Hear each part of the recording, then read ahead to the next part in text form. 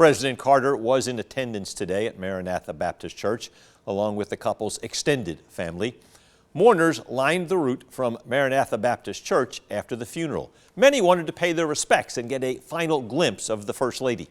After the service, the Carter family walked behind the hearse to her final resting place on the grounds of the first couple's home, where her husband still lives. Despite wanting to leave Plains at a young age, the couple's home base was always this small town. That's where we find Suzanne Lawler in Plains. She talked to store owners in the downtown area as they decorated for the First Lady's last drive through town. We join Suzanne live. I'll tell you, Frank, just a few seconds ago, you were talking about titles, and we are going to add to that. Former First Lady Rosalynn Carter was also a neighbor and a dear friend and a woman that fought hard for this community. She was always relevant, whether she was talking peanuts or politics. And that's, in reason, in part, why people showed up on this cold November day. Before dawn Wednesday morning, Plains lit up the night sky with a remembrance to Rosalynn Carter, sitting front and center under the Plains Christmas tree.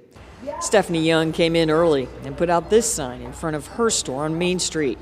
She says folks in Plains will strive in the future to live the way Rosalynn did, never meeting a stranger. We will practice what she has practiced all throughout these years and stuff. Just love and kindness and, being active in the community and doing what we can for others.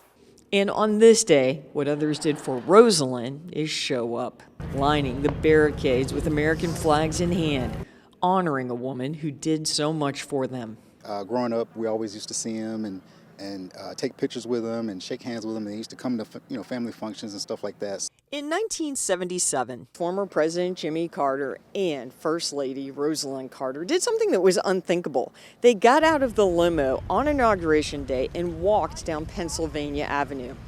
Wednesday, in a nod to that, the family of Rosalynn Carter walked along Highway 280 on the way to her interment.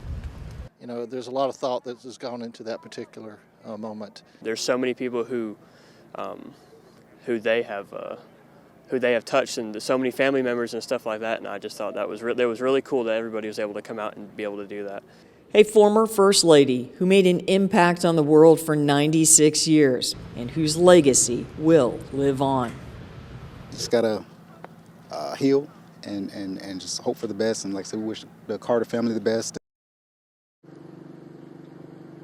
And I just want to leave you with this one last thought tonight. I talked to Jill Stuckey. She's with the Park Service, a dear friend of the Carters, and she said, by mere of his title, some people didn't like Jimmy Carter, but she never heard an unkind word about Rosalynn.